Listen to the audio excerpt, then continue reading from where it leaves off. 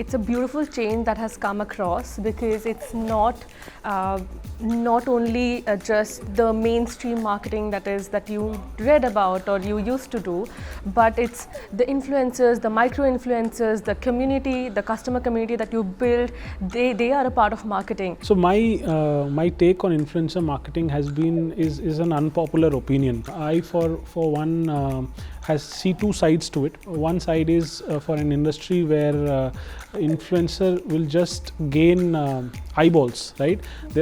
I feel there are other channels that you can spend money on and get better results. I think in terms of the changes that we are seeing happening, the big change is really around content, which in turn is really about storytelling. What's changed from traditional to non-traditional is, of course, there's been this explosion of digital media, consumption of digital content online, and also this rise of what we call digital native consumers who are now consuming, purchasing and experiencing brands online before offline, right? I think with digitization coming in, influencer marketing has become one of the very key things when it comes to any company. The idea is for us is to, what is the kind of influencer you are working with?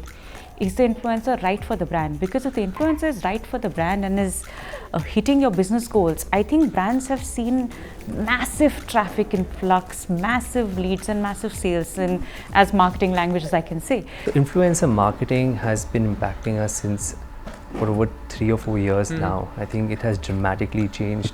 The algos keep changing and you also have to keep adapting to times.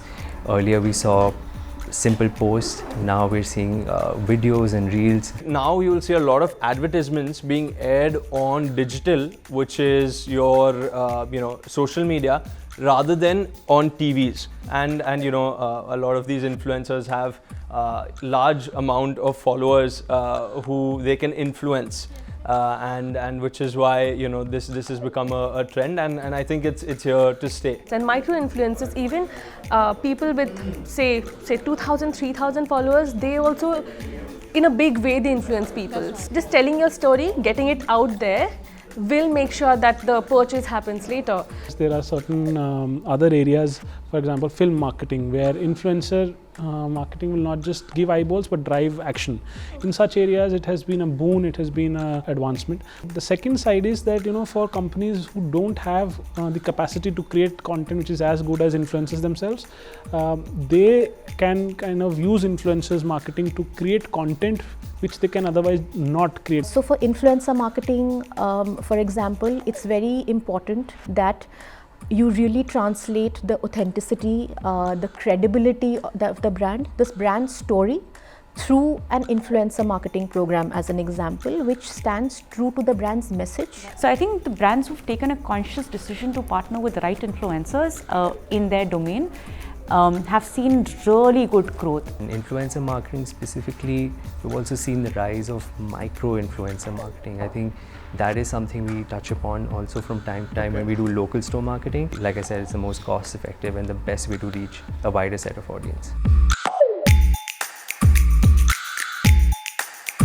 We do paid advertising.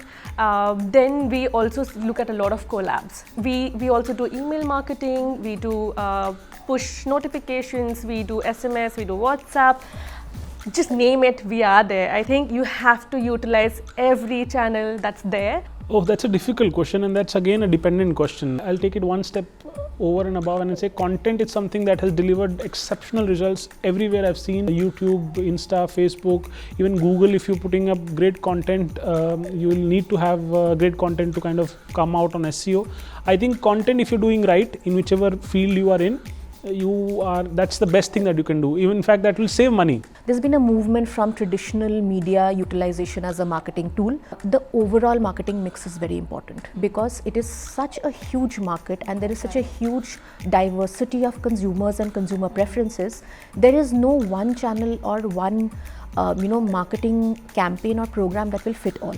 I think post-pandemic, everything has become digital, and with digital comes, of course, a large percentage of performance marketing. The other thing on the long run which is going to impact and which is going to deliver great results is the use of AI, ML, AI ML tools. Firstly, it helps you evaluate your data better. Second is, brands like Microsoft are using ML so well that it's giving the sense of a 360-degree sensory approach to the product. You can touch, feel, experience the product by sitting on the other side of the screen. For us, 50% of our business is offline. So for offline, delivering the right product, and also the marketing that we do on the ground is different. And the marketing starts from storytelling through your store, through advertisements, through coupons, through loyalty. Online today is also another big chunk of our business. About 40 to 45% we do it through Swiggy, Zomato, and through our own platforms. There we are targeting, we're creating ads. We want at every step of the way there is a call to action. We want to show the imagery so that people buy the product. There's a new term called phygital, which is physical marketing as well as digital marketing, and that is something that is here to stay definitely. A lot of brands are tending to focus only on digital and only through these modern ways of marketing, but you still need your hoardings.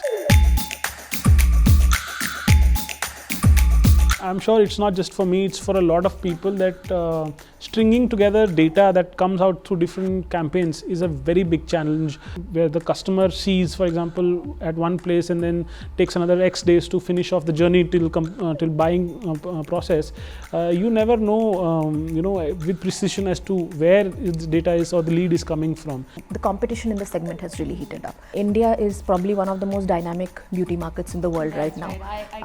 Yeah, and every year you have a proliferation of not just international brands but also homegrown brands which are finding their own niches, which are filling need gaps in the market. The biggest challenge as a marketeer for me is maintaining, in fact improving on the brand's relevance. How do I take a heritage brand like mine, which was founded in 1976 and it's a global brand in India, it's almost been in this market for 20 years. How do I contextualize that for the contemporary beauty buyer?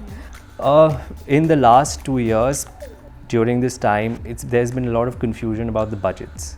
At this point, everyone on the business side of the organization is sitting and trying to figure, do we really need to spend on marketing?